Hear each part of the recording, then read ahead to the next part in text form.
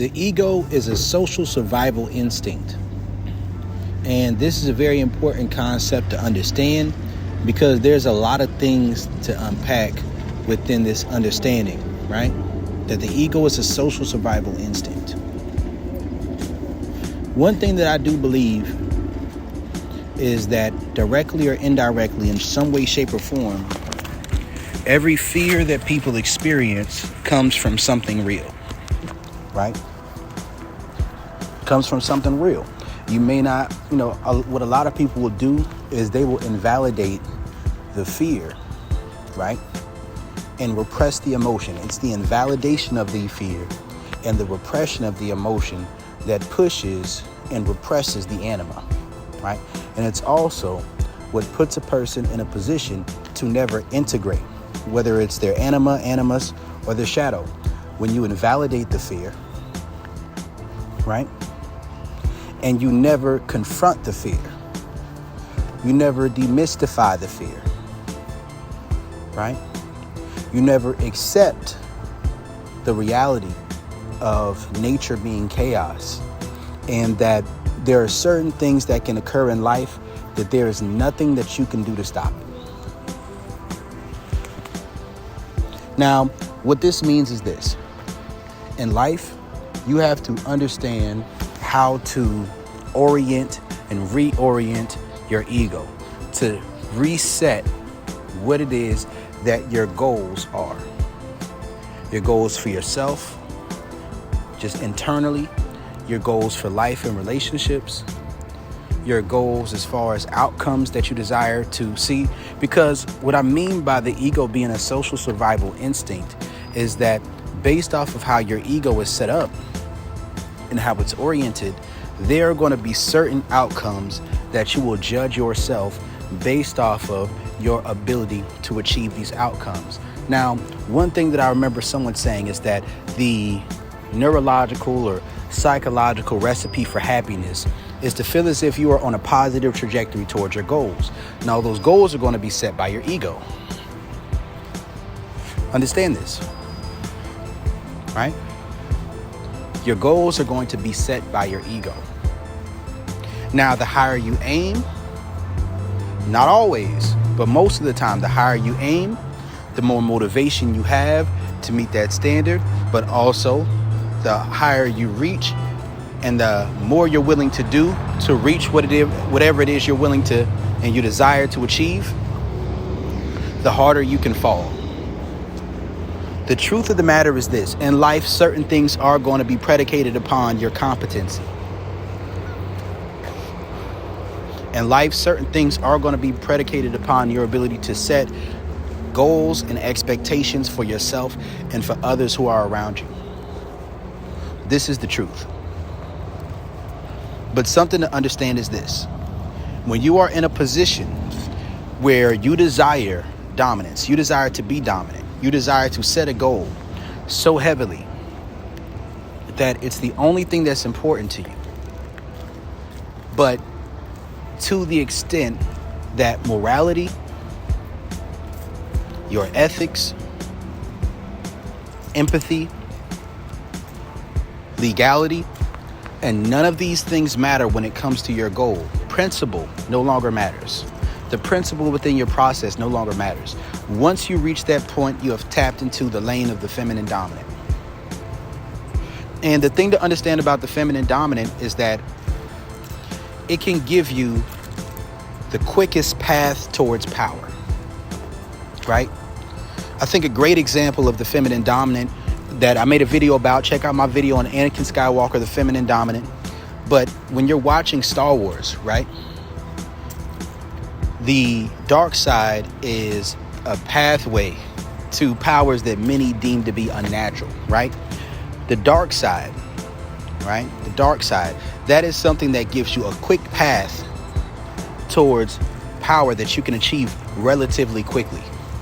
And there are moments where that may be necessary, right? But you can't identify with that as who you are and how it is you choose to do things, because over time, it will catch up with you. See, part of the issue with feminine dominance is that the same scarcity and survival mode and the same impulsivity that leads a person down that path is the same thing that gives them an inability to know when to hold them, to know when to fold them, and to set up a true path of an exit strategy. It's like people who sell drugs, right? It's like people who are sex workers, prostitutes, right? It's like people who sell out in one shape or form when it comes to their morals or their character in order to achieve a desired goal. There are going to be other people who are more skilled at it than you.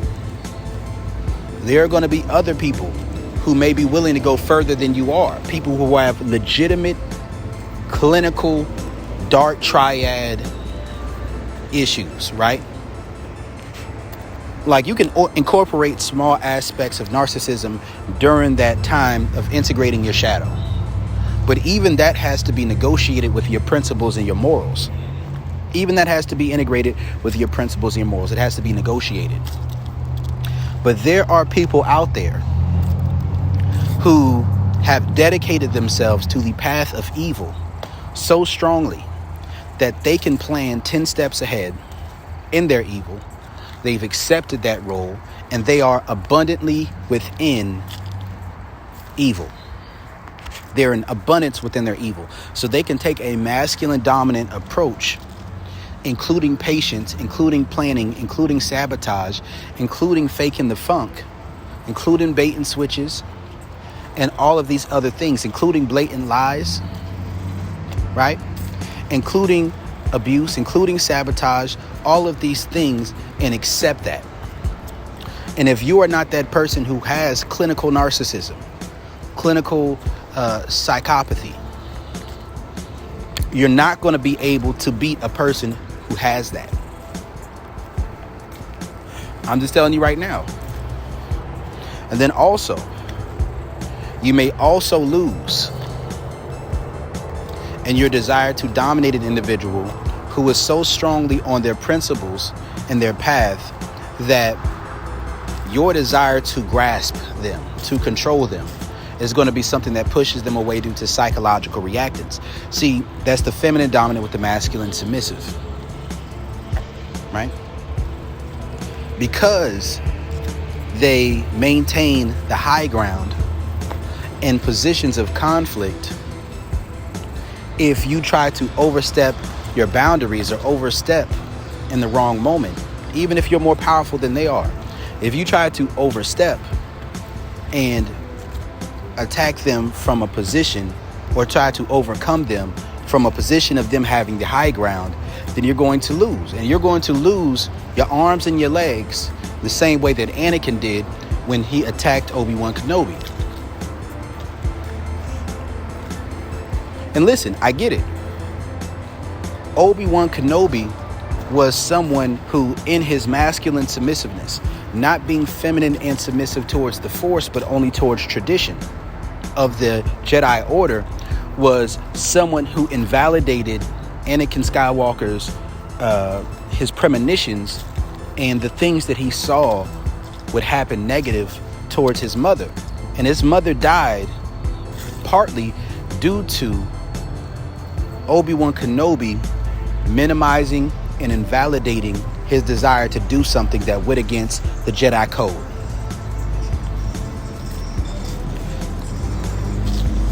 And when Anakin found himself in a position, right? When he found himself in a position where he was starting to have these same fears about his loss of Padme,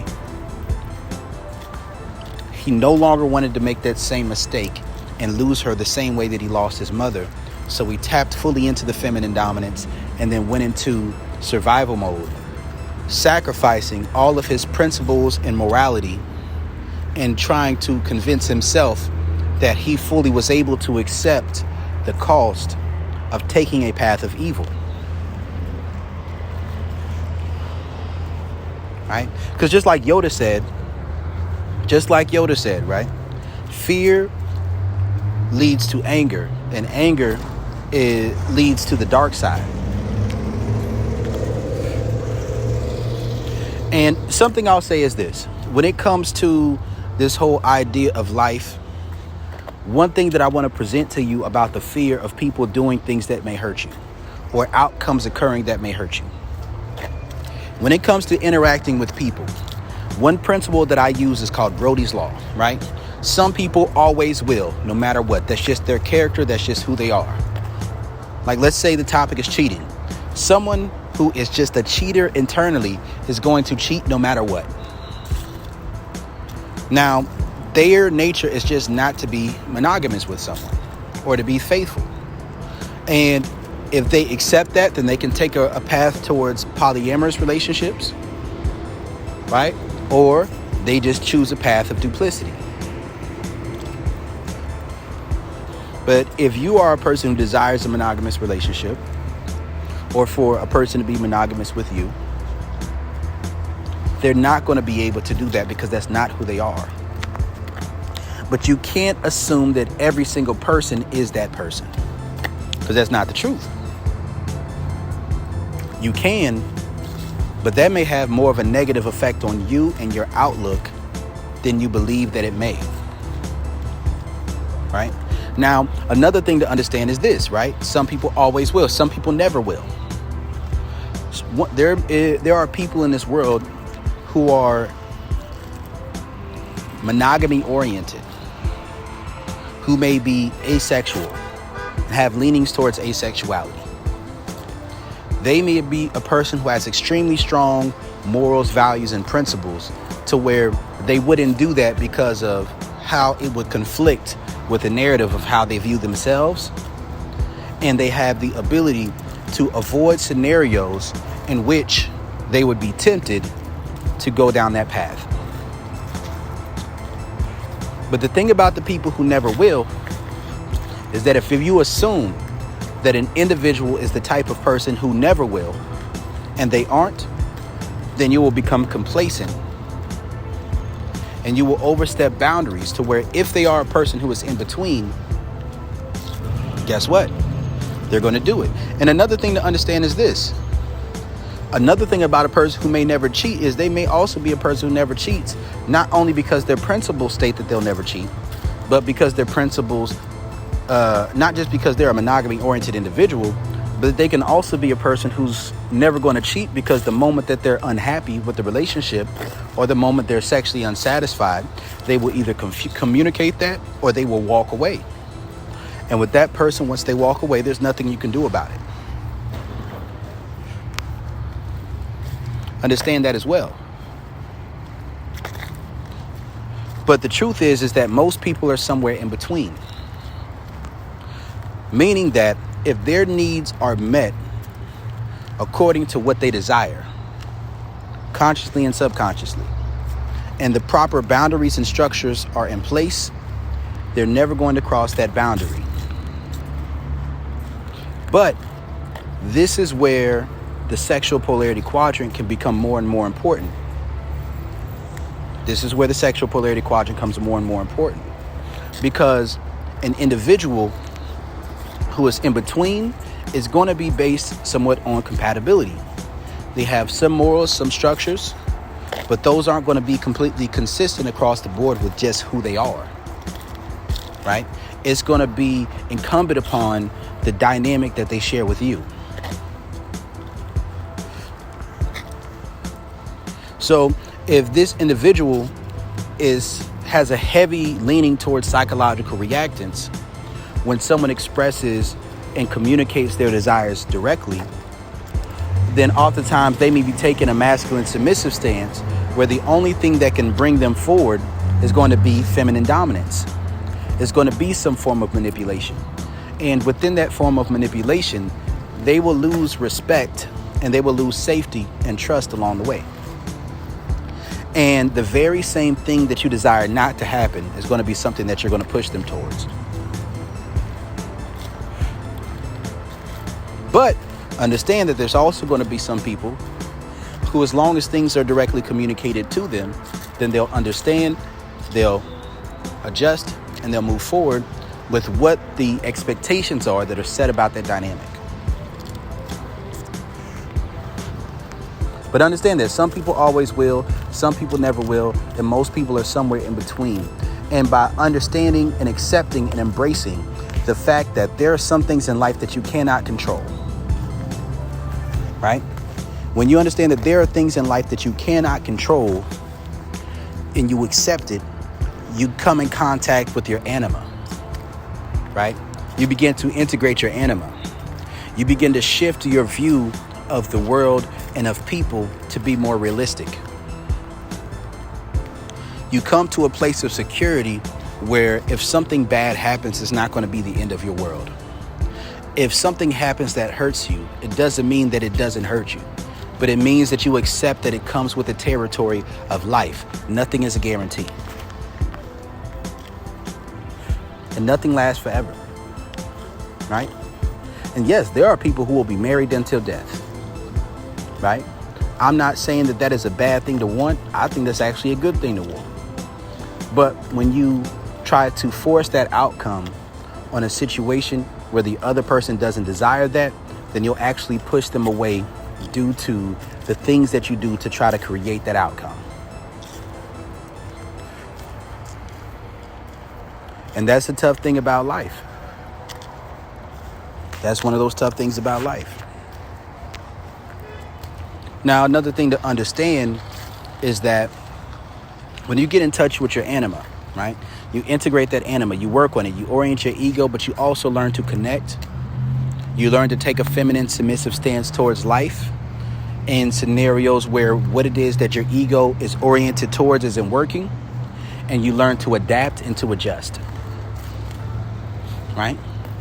But you also have to understand that you can prematurely integrate your anima without having integrated your shadow, and then become a prematurely integrated person where you repress your dominance. You repress the things that society views as negative. And where we stand right now, dominance is viewed as negative. It's viewed as inherently toxic, although that's not the case. Right? And when you repress that, then there are certain things that can create cognitive dissonance. Right? And that's where the concept of red pill comes from. A person who hasn't integrated their shadow, who's heavily socially programmed, being exposed to the nature of reality, being exposed to the nature of feminine energy, being exposed to the fact that women do desire to be sexually submissive with men. When they haven't experienced that, when they've taken a masculine submissive identity and approach towards relationship, one that is cooperative and transactional, and one that denigrates their own dominance, when they realize that most women that they come across are going to be someone in between, to understand that a woman didn't express and share that aspect of herself with him, and that the women that he's come across haven't shared that aspect of themselves with him, will lead to a feeling of cognitive dissonance and lead to a feeling of disillusionment with relationships, marriage, and things of the like. And you can use the pain of this for self-improvement, because the ego is a social survival instinct, but it's also a great motivator. But you can't stay in that place forever. You need enough experience. You need some time to take away from trying to be overly emotionally empathetic, sympathetic, and understanding. You need to take some time away from trying to be overly submissive, to be overly understanding of other people, to be overly willing to communicate, compromise, and bend, and to prove your competence to yourself in the areas that your ego desires it, and also to question your ego, to take time and think about what it is that you really want out of life and why you want those things, to understand that the things that you want will not fill a void that you may have inside. Now, this is not to say that you do not have needs and that you try to get rid of your ego completely. You will never get rid of your ego completely. As long as you are living in a physical body where you have to interact with other people, your ego will still be present. When you try to take on a mind state of piety, right? Extreme piety, in order to bring your ego under subjection, then oftentimes you will either be operating out of duplicity, or you will eventually lead to a place of duplicity through the repression of your shadow. The things that you hide from yourself, the things that you hide from the world will eventually come out, and oftentimes in the worst ways. If you're doing it correctly, over time as a man, your dominance will begin to be denigrated. And through this, you will reach a place where you start to lose yourself, because you want to view yourself as someone who has no ego. That's not true. Every single person has an ego. Don't push your ego into your shadow. You have to negotiate with your ego terms that will work for you. You need to have, and this is my view on security, right? This is my view on security. When it comes to the feminine submissive, the view on security is this. You need to have enough internal self-love and enough internal self-acceptance so that the things that occur in life don't throw you completely out of the loop, right? So that the things that occur within a relationship don't set you completely out the loop, so that you aren't always being a people pleaser and trying to make everyone happy, because your cup will be too low to engage in pure polarity with another individual. But as a feminine submissive, right, there is a certain level of your desire for validation and approval that should come from your partner, who is the masculine dominant. And what that does is it creates a foundation of respect. And what that foundation of respect and desire does is it adds motivation in areas where you lack the intrinsic motivation to follow through, right? When you lack the intrinsic motivation to follow through with your desires, your plans, your goals, having someone who is in a position of power to push you forward is something that will give you an added level of motivation, and also a place of validation that is external. We'll never be fully separated from our desire for external validation. If you try to convince yourself that you are, you're lying to yourself. In life, we connect with people, we interact with people. Now, as a masculine dominant, you need to have enough security within yourself to not be swayed from your principles due to your emotional or egoistic desire for a particular person or for a particular outcome, right? And then you also need to have principles through which, once these standards are met, you have no issue with expressing yourself and being vulnerable, right? But vulnerability from a masculine dominant stance isn't something that should be a guarantee for every person that you interact with. It shouldn't be. Being honest is the level of vulnerability that you should share. But exposing your weaknesses to every single person that you come across, there are going to be some people who see that as strong, and there are going to be some people who see that as a way of getting you to fall from whatever your standards and things are. But you need to have enough self-love and security to not be overly tied to a outcome to the point where you're willing to go against your principles, your morals, and your process in order to keep a person around or to try to maintain or gain control over an individual. Right? That's important to understand. But you also have to have, and that's that level of self-love, and a lot of that self-love is going to come from being in tune with the anima. Right? That's what it's going to come from, being in tune with it. That self-love is not going to come from the ego. But as a masculine dominant, you have to adopt the standards and orient your ego towards goals that will be beneficial within your life, that will be beneficial towards the type of dynamics that you desire to have going into the future, and that will be beneficial to others. Your goals and your standards as a leader, a masculine dominant is a leader. When you are a leader, you need to have enough room and malleability to be able to help someone and to give them the freedom to be the hero of their own story. And if your masculine dominance doesn't give a person the freedom to self-actualize, then any person who is with you is going to typically be there from a place of insecurity, of a scarcity mindset, of a survival mode. And what you have to understand is that if they view you as contrary to their path towards self-actualization, then when they desire to grow and to love themselves more and to establish boundaries, even if you're trying to help them stand up for themselves, you're going to be the first person that they stand up to for themselves against.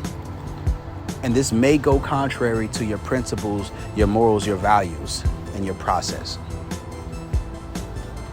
And at this point, you have to let them go. Right? But there may also be instances where you can communicate, where you can come up with a new understanding, where there can be a compromise that is made that doesn't contradict the things that you truly desire out of that dynamic. And if your ego is too bruised by the appearance of someone not being submissive with you, then when those moments occur, you may take a smaller offense as a greater offense and then push them away due to invalidating their feelings. Right? You may overly internalize things that are their own issues and take it personally and feel hurt and feel rejected by this if you're in a position where you're overly emotionally attached to the outcomes. So I'm not saying to set no expectations about the outcomes. I'm not saying that. I'm not saying to not say this is how an individual needs to interact with me. But what I am saying is this, that anytime you're both focused on the way that you want an individual to interact with you, and you connect that too heavily to a specific person, you are in jeopardy of stepping into the feminine dominant and becoming a person who is emotionally manipulative, maybe financially manipulative, maybe sexually manipulative, and maybe downright physically abusive. Right? And I do believe that there are some techniques that do take place. There are certain things that may be necessary, right? But also understand the times that we live in, right? Because the ego is a social survival instinct, right? And you have to orient your ego towards the things that you desire in life, but you also need to orient your ego towards outcomes that will be expedient and things that won't lead to you being socially ostracized, behind bars, or ultimately end up alone because you lack the competence to follow through and to establish the type of dynamic that you desire. That's a very important concept to understand. Very important concept to understand. And that's why I speak about things the way I do. If you understand these things, then you will have the ability to orient your ego on a much greater level.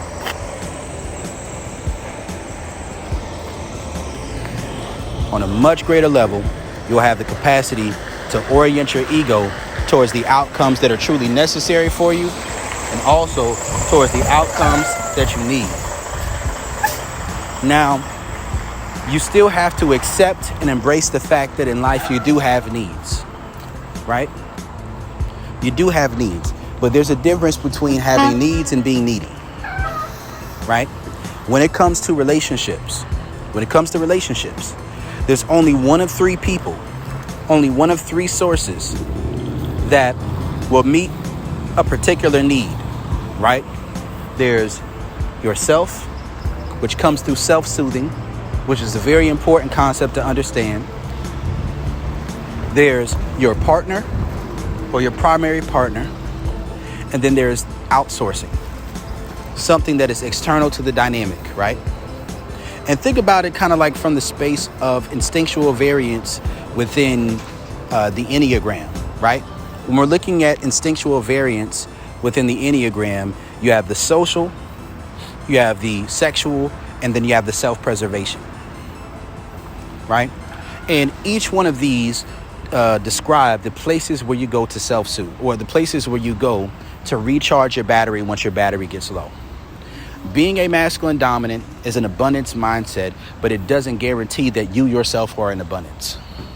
If you are not in abundance, you will have an inability to maintain this. But every person has a social battery. Every person has this battery that needs to be charged. Everybody has a cup. And there's a certain level that you can fill your own cup. But then there's also a certain amount of access to things that stroke your ego that improve the quality of your life. Right? Now, one thing to understand is this. There are always going to be exceptions. But for the most part, the male and the female ego, they work differently. They work differently. Part of this is going to be due to biological and hormonal purposes. Part of this is going to be due to our social conditioning and our upbringing. And part of this is going to be due to what I call evolutionary psychology. I'm not an evolutionist, but I do believe that evolutionary psychology explains a lot of these aspects pretty well. For a woman, oftentimes it's going to be attention. It's going to be emotional validation, social validation, and financial investment, right? The big three, ESF. And for a man, typically it's going to be him displaying himself in a dominant way. Now, what I mean by this is going to be being able to obtain sexual access to women. That's going to be one of them. Another is going to be his ability to gain financial resources. And another is going to be his ability to protect himself. Right? Those are three big ones. Not all of these are directly connected to a relationship, a romantic relationship, but I'm just expressing things that create these outcomes, right?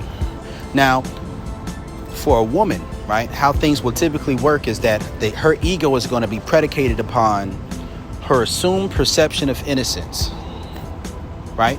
Her assumed perception of innocence. How innocent she views herself and feels viewed by others is going to play a big part in her ego, right? And also her desirability. Her ability to be desired non-sexually. And her ability to influence someone due to her attractiveness or due to her characteristics for them to be willing to invest in her non-sexually.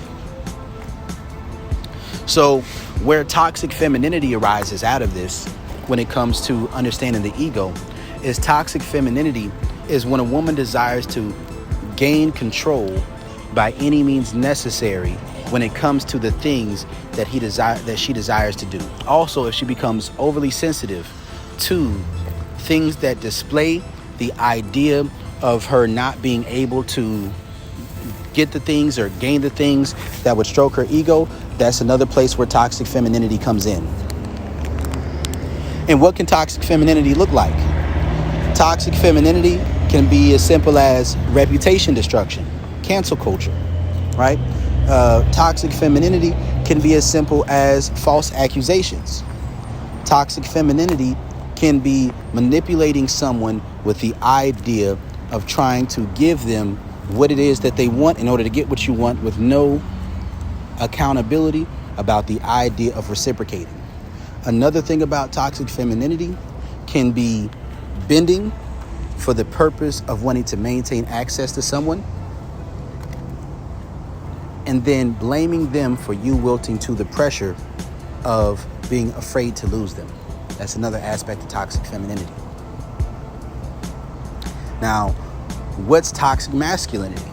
Well, toxic masculinity would be when a person steps into the feminine dominant, right? Toxic masculinity is the feminine dominant. That is where you desire to achieve control by any means necessary, right? And control in what areas, right? Breaking the laws, breaking your agreements, not carrying yourself with principle or purpose in order to gain financial resources. That's toxic masculinity, right? So if you're selling your community out, selling drugs that hurt your community because you want control, you want power, you want money by any means necessary. That's the feminine dominant. That's toxic masculinity. When you feel very easily threatened by, I'll say this. The nervous system knows no difference between real and perceived threat. Once you get to the place where your ego feels the full weight of a threat to where you feel the need to go into fight or flight mode, and you choose to fight in instances where your financial well-being, your physical well-being, and the well-being of those around you isn't in danger, and you're willing to be impulsive and risk everything in order to get something that you want in that moment to protect yourself, just being someone who's always fighting all the time, always fighting, always arguing all the time. That's the feminine dominant, right? Where you want access to a woman sexually by any means necessary, right? To where you're willing to coerce the woman to have access to her sexually, where you're willing to threaten the woman to have access to her sexually, when you no longer care if she desires you as well. You no longer care if she also wants to do this. You're stepping into the feminine dominant, and if you step into that place from that very fragile ego of the feminine dominant, then you are someone who is liable to be a rapist. You're liable to being a rapist, and it's not safe to be around you, right? So understand that as well.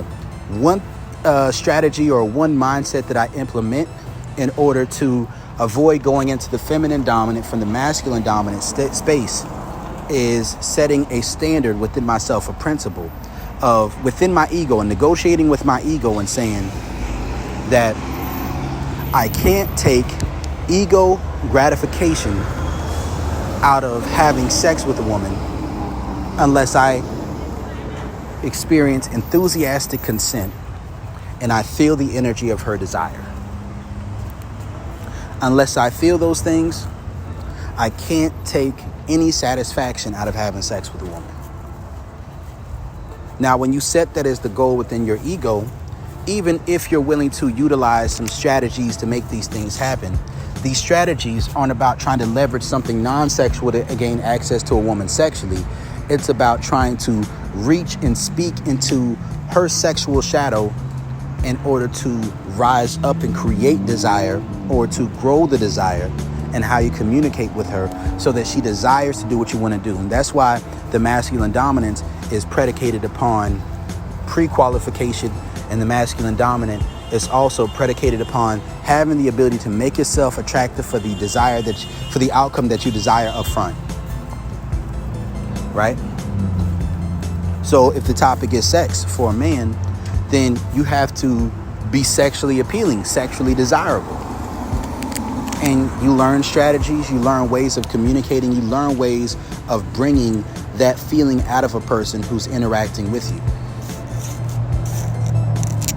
Right? That's what you do.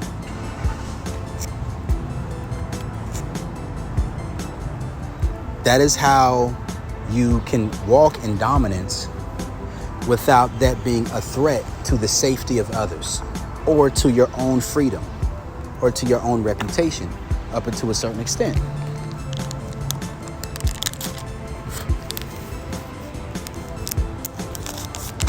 Right? And just by understanding these things, it helps. But another thing you need to understand as a man is this. There's a difference between being a leader and a challenge. You can meet a woman who will do the things that your ego desires, right? The things that stroke your ego, which would be sexual access, cooperation, right? Femininity, that emotionality that's positive towards you, the way she feels about you, affirming your ego, affirming the things in the way that you view yourself, right? You can do that.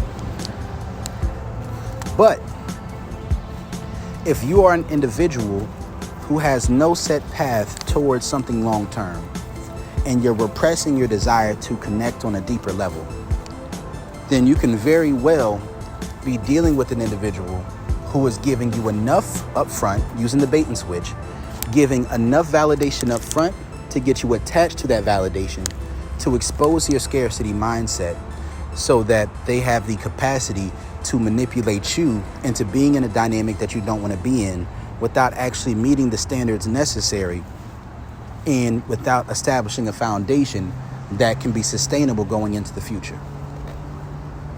And you could see this a lot sometimes with, let's say, it's PUA guys or players.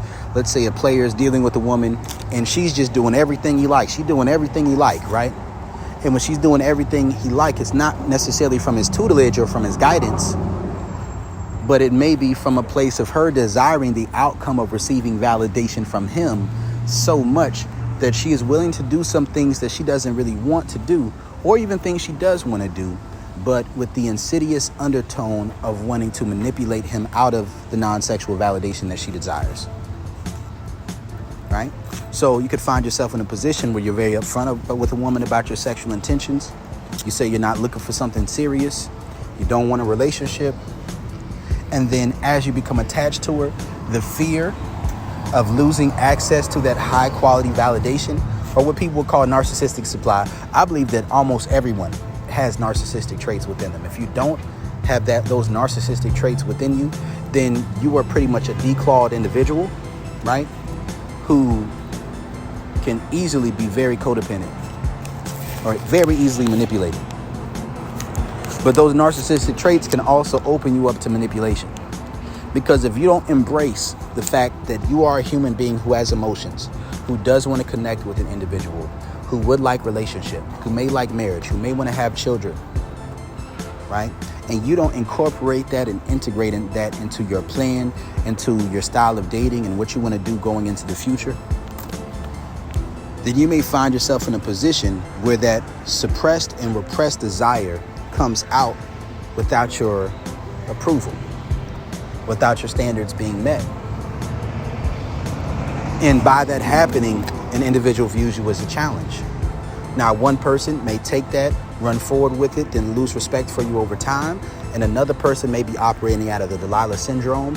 And as soon as they feel like they've gained emotional validation from you and emotional vulnerability from you, they walk away because they've conquered the challenge, right? And I'm going to say this to the guys. If it's never a compromise to do something that you want to do, it's never a compromise to do something that you want to do. If you're an individual who accepts and embraces within yourself that you would like to have a relationship, that you would like to have something that's deeply emotionally profound, that you would like to have something serious going into the future, and you do the work internally to make yourself attractive for that outcome, right? Then there may be some things you have to switch up in how you do what you do. But at the end of the day, no one can manipulate you into a relationship when that is something that you want, but you already have standards for what it will take for that to happen.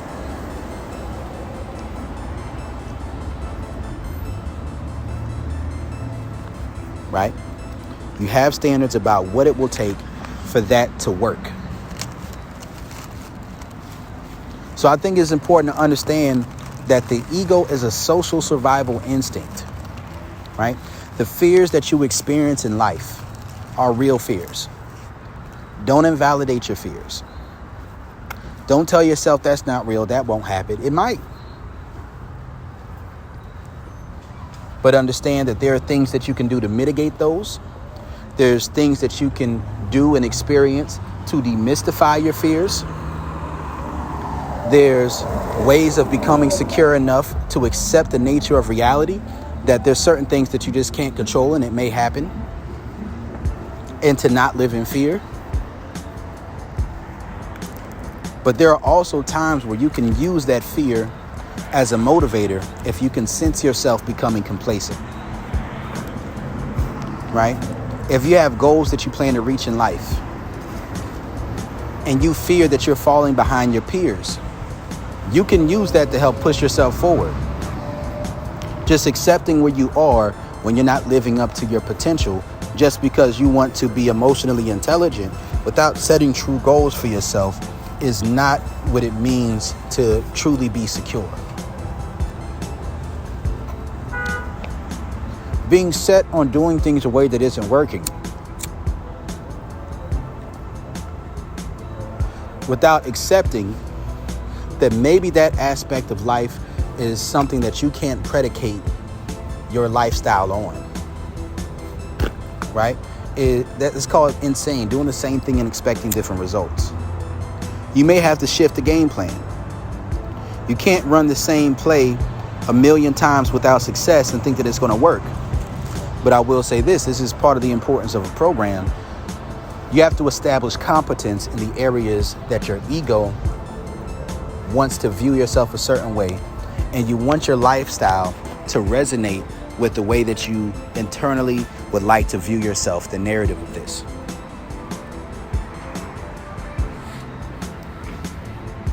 Count the cost. Know when to hold them, know when to fold them. Know when the cost has gotten too high and walk away.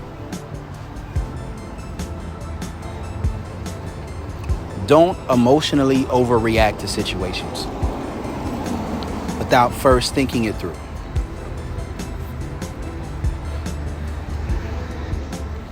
And as long as you do that, then you should be straight. You should be straight. Now, this is Coach Brody on the ego being a social survival instinct. Make sure that you like, subscribe, hit the bell notification, and that if you want to reach me for a coaching session, you can hit me up on Facebook at Brody Dharma, right? And join my group on Facebook, Sociosexual Dynamics. Join my other group for blurred content called Brokage. And if you want to hit me up for a coaching session, just hit me up on Facebook. I'm charging $25 for a coaching session until the end of the year. After the end of the year, it goes up, right? At the end of the year, it goes up. But I just wanted to share some of my thoughts on the ego. It's Coach Brody. I'm out.